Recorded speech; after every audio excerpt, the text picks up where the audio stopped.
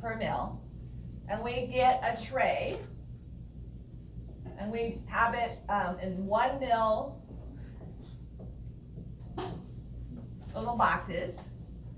We have a mil with 1,000 different, some of them may be the same, 1,000 cells, and we dilute this up. We add 999 mils. Now we have 1,000 cells in 1,000 mils. So we pipette 1 mil into each of these growth chambers. Now, some may have 2 B lymphocytes, some may have none, but on average, most of them will have just 1 lymphocyte. And then when it multiplies and divides, it's going to be a clone of itself. And all of the antibodies made by the 100 cells in that well are going to be exactly the same. They are going to be monoclonal. Okay? So all of these different cells making antibodies to one antigen are making polyclonal antibodies because we have a mixture of B cells.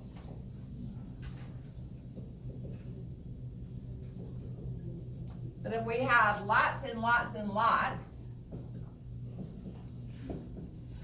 that are all making the same antibody, then these would be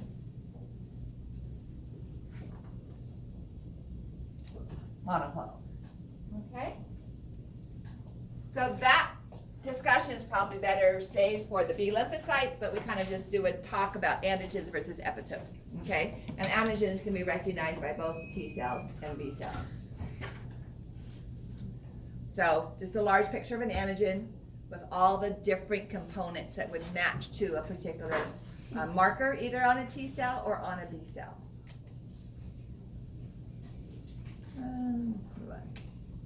All right, so remember we talked about cells of the immune system on Monday, or those of you from last night as well. We had T cells and B cells and macrophages and reticular cells. Okay? Now looking at the T cells, we have 3, and this is not including the NK cell because that's not involved in our specific response. But we have T helper cells, we have T killer cells or cytotoxic, and we have T suppressor cells. Now we've already talked about one of these this semester, 2nd or 3rd week. T suppressor cells are active in pregnancy.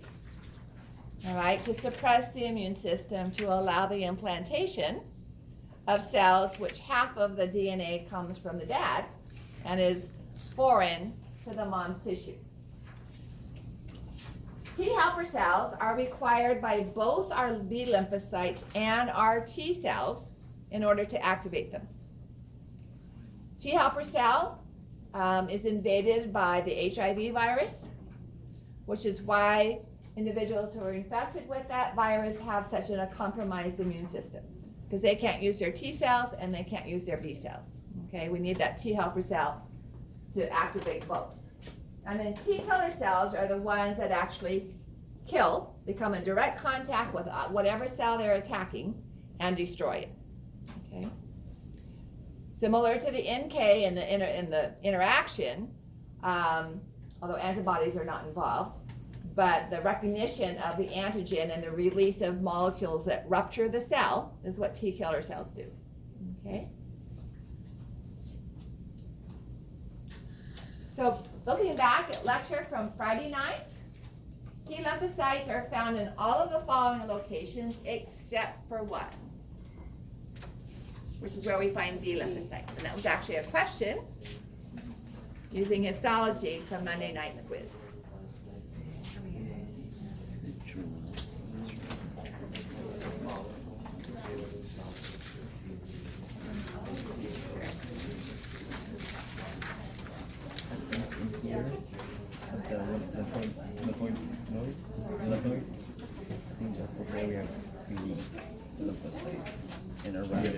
Because they become their plasma cells. They're releasing the fluid, remember? And once they the B cells up, B lymphocytes. Yep, I think so. I'm not sure about B though, vocabulary. But it says mark on one. Pretty sure that What organ do we find medullary cords in? Lymph nodes. Where do we find germinal centers? Everywhere. Anywhere we have lymphatic follicles. All right, so we can have lymphatic follicles isolated by themselves, just a single one. We can find them in clumps like we find in the Peyer's patches. We can find them in tonsils. We can find them elongated in the spleen. We can find them in the lymph nodes. All right, so that when we talk about lymphatic follicle, we're just talking about the ball of highly concentrated cell lymphocytes.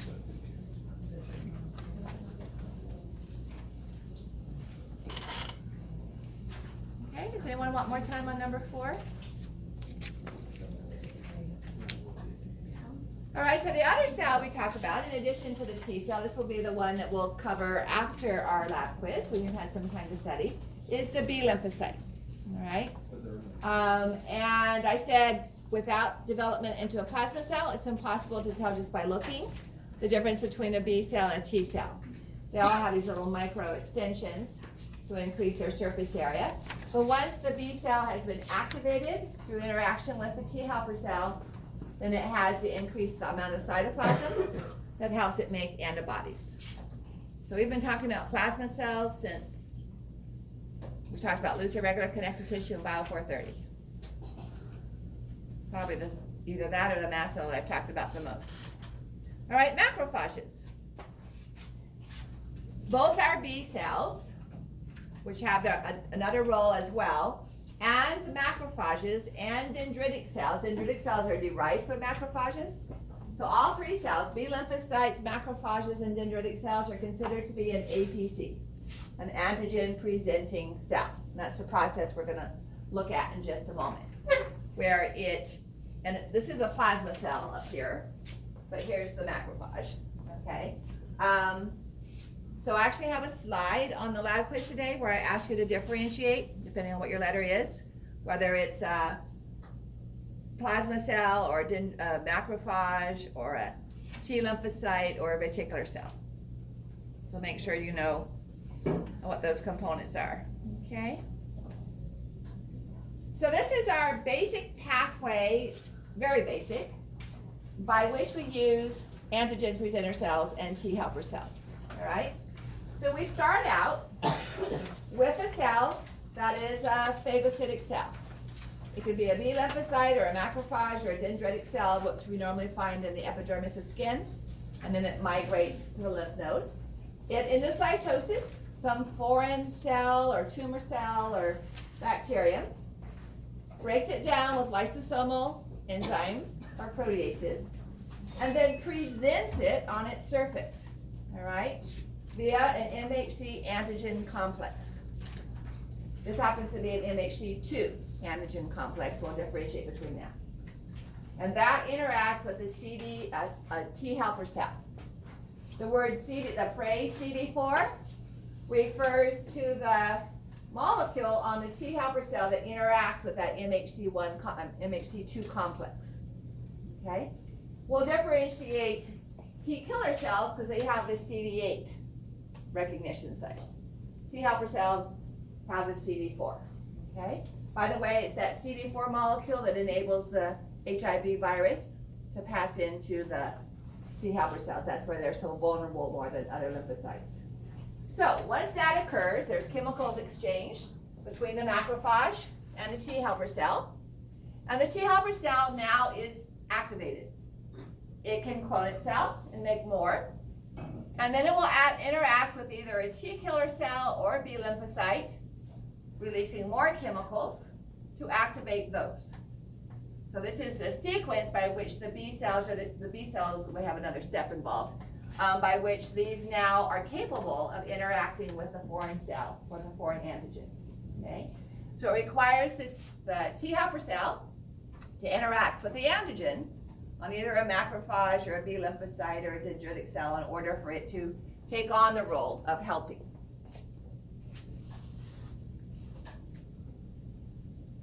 So it's a little hard to see this. This is a chromosome 6 here, all right? And we're now going to talk about that MHC, major histocompatibility complex. In micro, did they talk about MHC or HLA? MHC, okay. HLA is often used medically. It stands for human leukocyte antigen, I think. But it's the same thing. Every summer I swear I'm gonna look this up and read the book again. But notice that chromosome 6, it's hard to read it. This is where the gene sequences are for making the major histocompatibility complexes. And there's a book written, and I think a movie was made about it, where very, very, very wealthy individuals, to ensure their long livelihood, were, for health insurance, given the opportunity to purchase a primate, a type called a bonobo, whose genetic cells were taken from their bodies, and the nuclei taken out and inserted into egg cells of the bonobo. And then on this private island in Africa, the embryo would develop. And because it's modification of the chromosome 6, all of its organs would have matching major histocompatibility complexes to whoever had purchased and donated their cells. So if you needed a heart transplant on that island, provided nothing else would happen to it, and you could always buy more as in, for additional insurance, and that bonobo could be killed and its heart removed and inserted in your body without any rejection, because its surface antigens would match yours. Now, let's say you needed a heart transplant, and then 3 years later you needed a kidney transplant. You could buy multiple. Of course, each one costs additional monies. All right, and that was the background of the story. But of course, for the plot, in some of the animals, too much of the chromosome 6 was involved, and these animals jumped whole lengths of evolutionary links. And one day the scientists are looking across the river and they see smoke. Bonobos have already figured out how to use fire. And of course they then start to interact with humans on a human level, which they're not supposed to be doing, and all of that. All right, but it has to do with this chromosome 6 and the production of the MHC complex. So we have two different types of complexes. So let me write what these stand for first.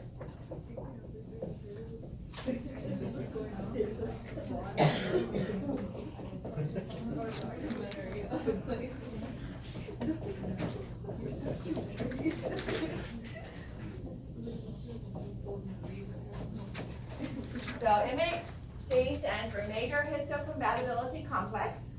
So when someone's asking for for people to donate blood to be tested for compatibility, this is what they're testing. Okay? We have MHC1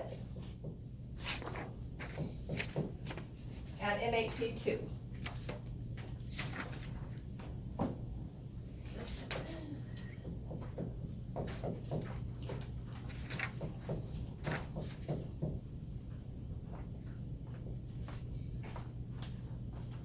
So MHC1 is found on any cell that has a nucleus, which knocks out our red blood cells, right?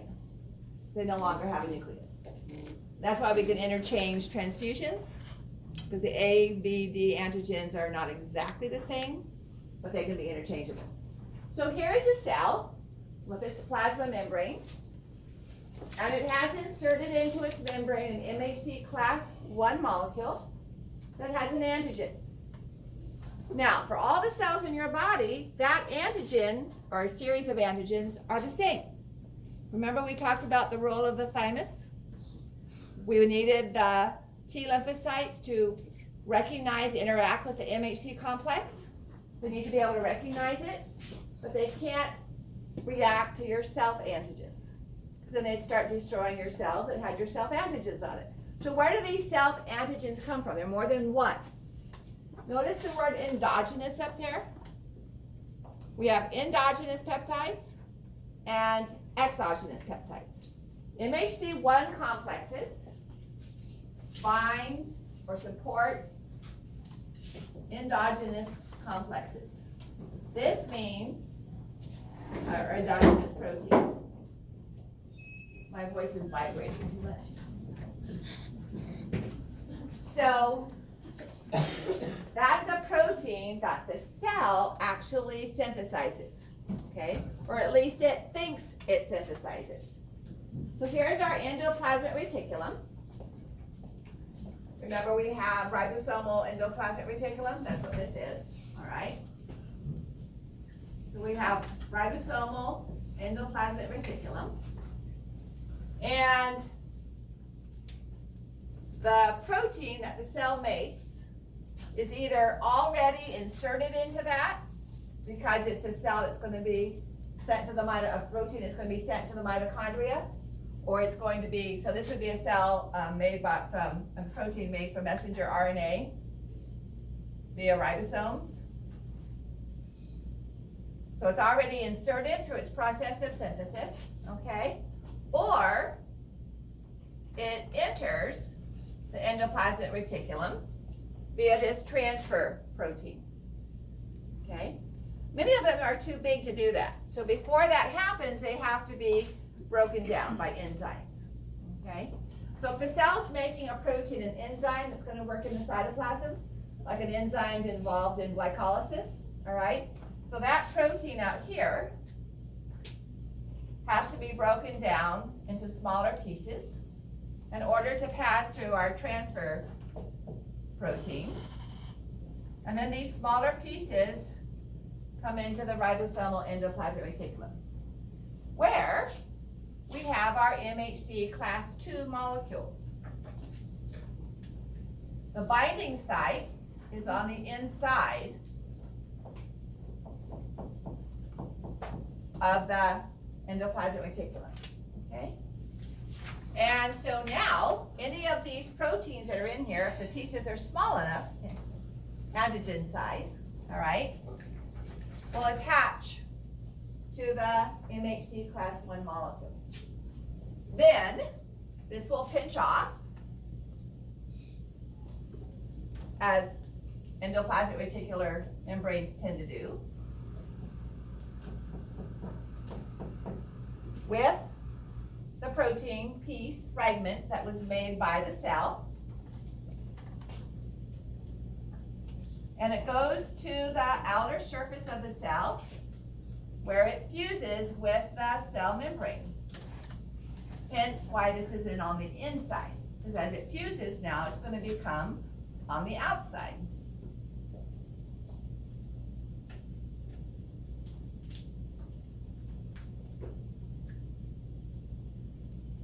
So now we have an MHC class I molecule that started out in the endoplasmic reticulum, became associated with proteins made by this cell, and now small fragments of those proteins, just large enough to be an antigen, are on the surface of that cell. So this is what the T cells are exposed to, because they are your own antigens, all right? And your T helper cells should not react to them. However, we have several cases where these proteins are different. What is TAP? Pardon? What is TAP? The transfer antigen protein. So, normal cell activity would create normal self-antigens. However, we have three different major sources of abnormal cell surface antigens. The most obvious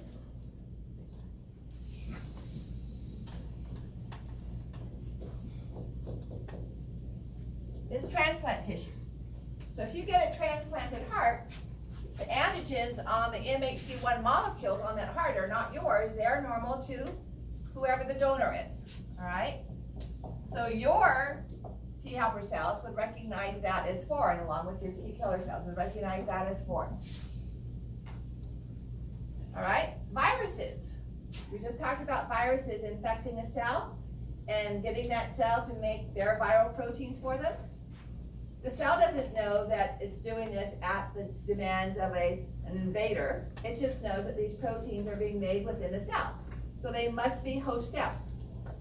So they're put into an MHC1 complex. Only in the thymus, your T cells weren't exposed to them, okay? So viral infections will cause the cell to add foreign antigens to the MHC1 complex. Because those can mutate, so they're always being different. And then tumors. So these are your own cells, but their DNA is messed up and they're making proteins they normally wouldn't have made. And so again, those different proteins that the tumor cell is making that it normally wouldn't have made are still being made by the cell. So they're being put on the surface of the cell as an MHC1 complex. Okay.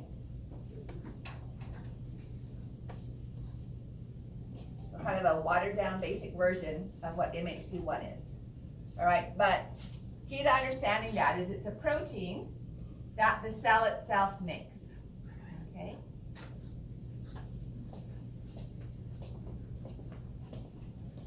So now, the second type of MHC complex,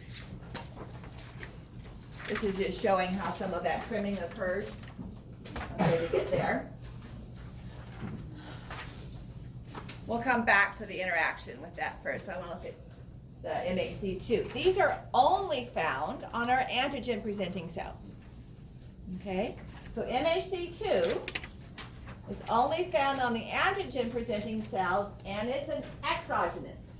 It's made from using the lysosomal enzymes to break down a phagocytose molecule. Would a macrophage have on it MHC1 complexes? Does a macrophage have nuclei? Yes. A B lymphocyte, is it going to have MHC1 complexes? Yes. So many times students forget about that. Those are nucleated cells. So they're all going to have MHC1 complexes, but in addition, they can form the MHC2 complexes. Okay? So may I erase this simple diagram here, and we'll look at the MHC2 complexes. Okay.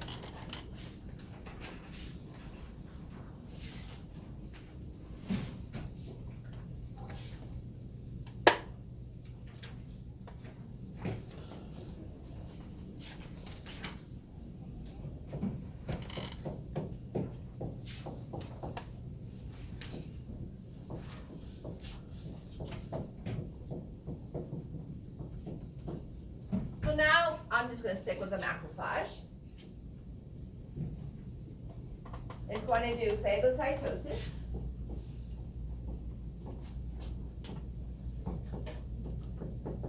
So this is the source of the antigen, okay? For MHC1 complexes, the source was the synthesis by that cell of its own proteins, and these are pieces of those proteins. So here we have a protein, a bacterium or a virus. It's brought into the cell.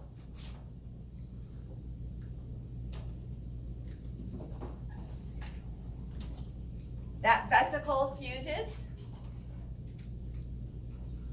with a lysosome. And viral protein or bacterial protein are broken down into pieces, smaller antigenic sized pieces by the lysosome, okay? Then this can fuse with another vesicle created by the antigen presenting cell, the macrophage or the lymphocyte, that has MHC2 complexes.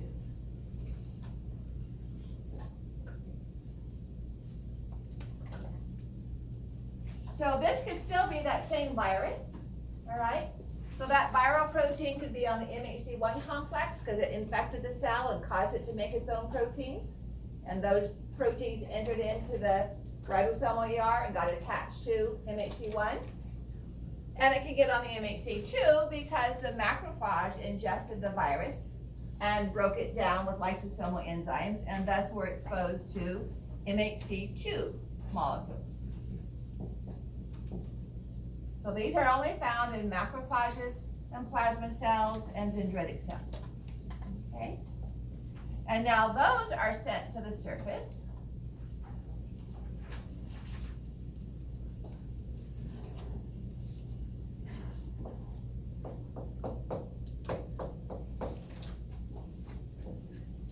And we have MHC2 antigen presentation.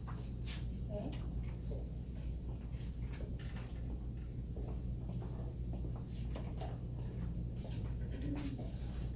So, in case you notice down here, the MHC2 is in the cytoplasm, but the antigens don't go into the ER, okay?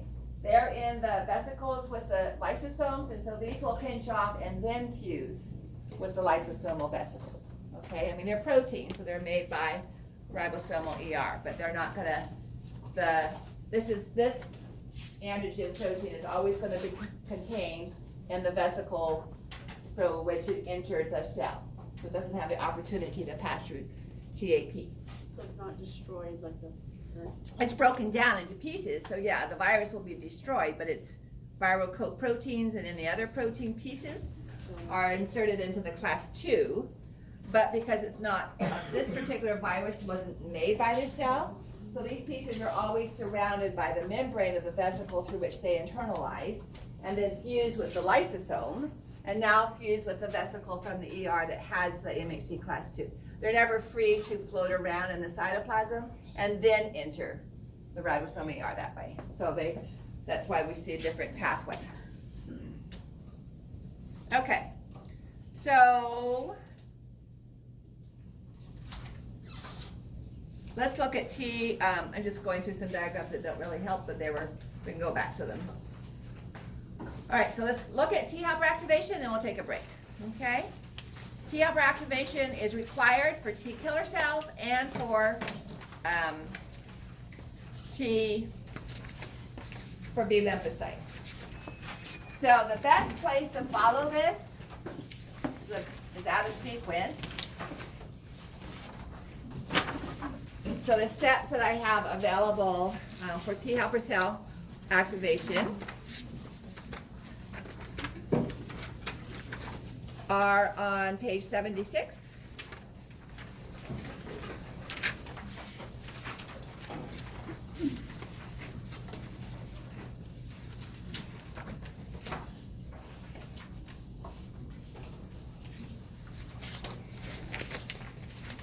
T helper cell activation is required for what? T helper cell activation is required for both T killer cells and for B lymphocytes. Okay.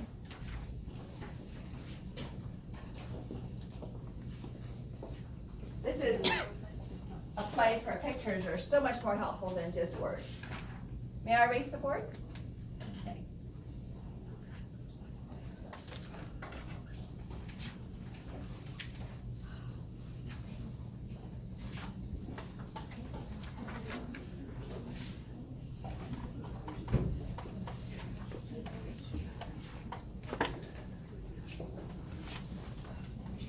So we're going to start out with antigen presenting cells, okay?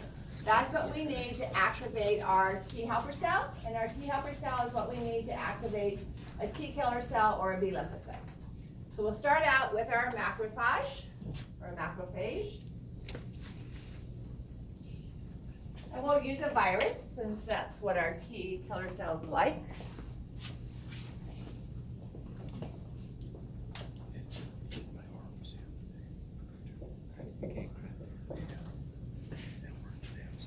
So antigen presenting cell.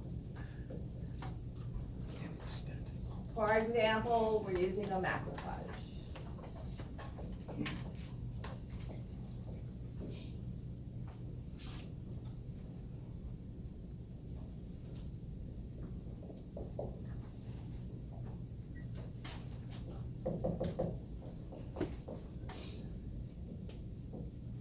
All right, so the virus is internalized.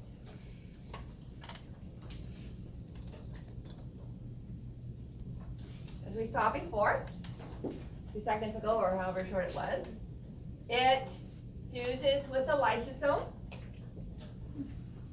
that has lysosomal enzymes, proteases, and those enzymes break down the viral protein into small pieces that are antigenic, okay? Small enough to fit into our MHC class 2 molecule. So this now will fuse with a vesicle that is pinched off of the ribosomal ER, and it contains our MHC class 2 molecule.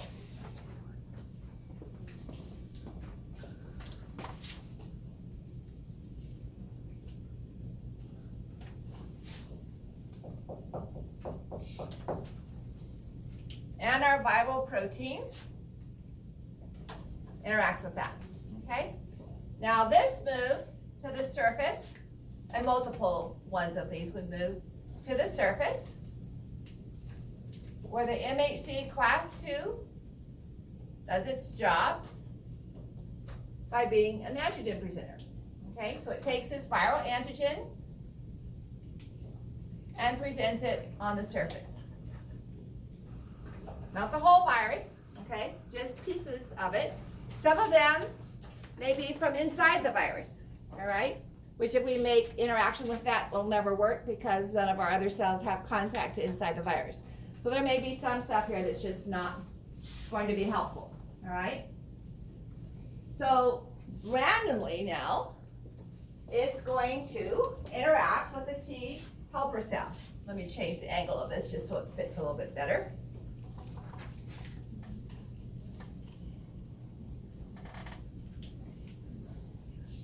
Another cell MHC2.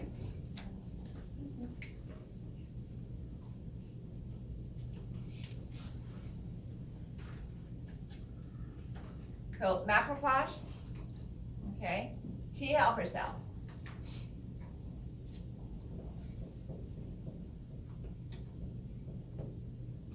T cells have T cell receptors on their surface.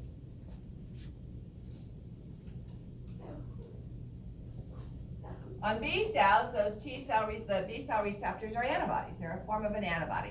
Here we just call them a TCR.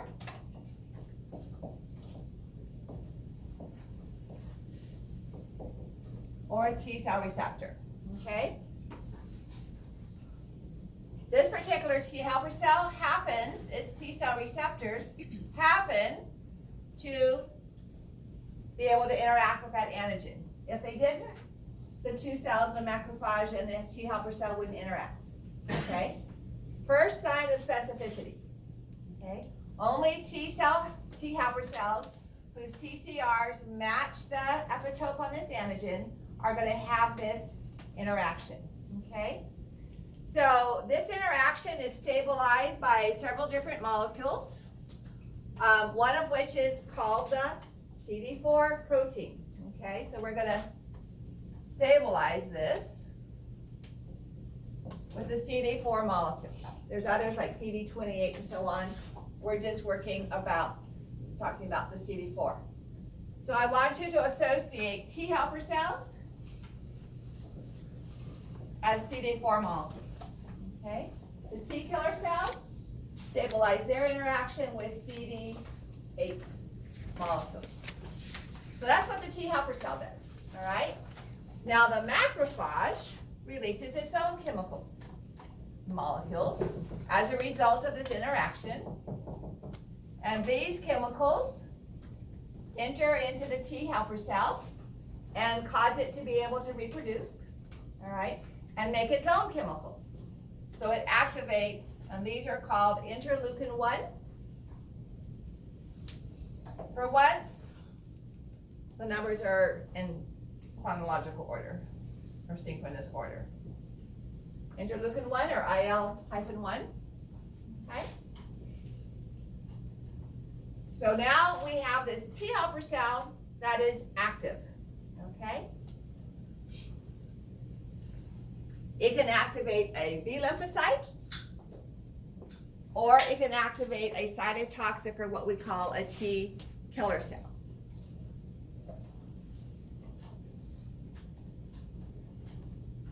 Interleukin-1. Interleukin-1 is a chemical made by the macrophage that goes to the T helper cell. Yes? Do you have a question, Ada, or were you just adjusting your camera? Oh, me? Oh, Yeah. I thought you had it good No. there. Okay, so here's our macrophage or dendritic cell that internalized the virus, presented antigenic components of it on the MHC2. Here's the T helper cell interacting, recognizing that same epitope via its T cell receptor, stabilizing that interaction with the CD4 protein. Okay? Doesn't show it on here, but the macrophage, the antigen presenting cell, then would send interleukin-1 over to the T helper cell, turning it on and activating it, and then it can clone itself, making thousands of T helper cells, but all of them would interact with that specific antigen, not just any antigen, okay? It has to be the same antigen recognized by any cell it's going to help, whether it's a T killer cell or a B lymphocyte, okay? So just a different type of diagram showing the CD4. There's some other molecules involved that you don't have to worry about. And this would be the interleukin-1 going from the macrophage to the T helper cell, okay? So now how does that T helper cell going to activate a T killer cell? We'll look at that and then we'll take a break and get you study and get that quiz over with, okay? So T killer cells interact with MHC1 molecules as long as they recognize them as being foreign. So we don't want them reacting to any of our cells. Those are MHC1 molecules carrying self-antigens. We don't want them reacting with those. We only want them reacting with the foreign MHC1 molecules. So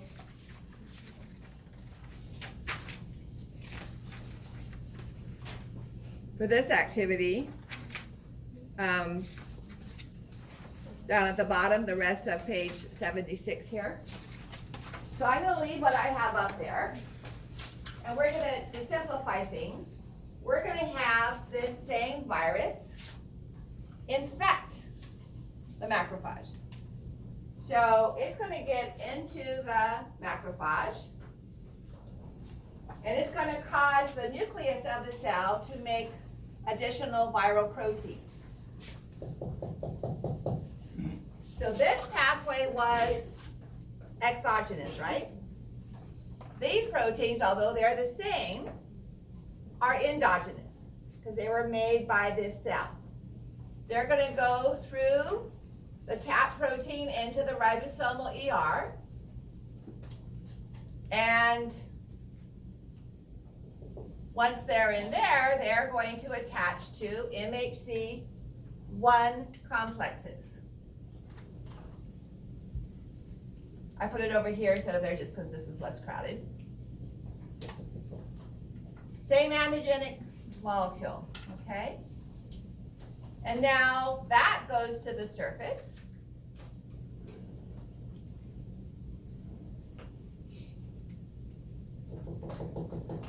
Only this is an MHC1 molecule, okay? MHC2 up here through the exogenous pathway. The viral infection, MHC1 through the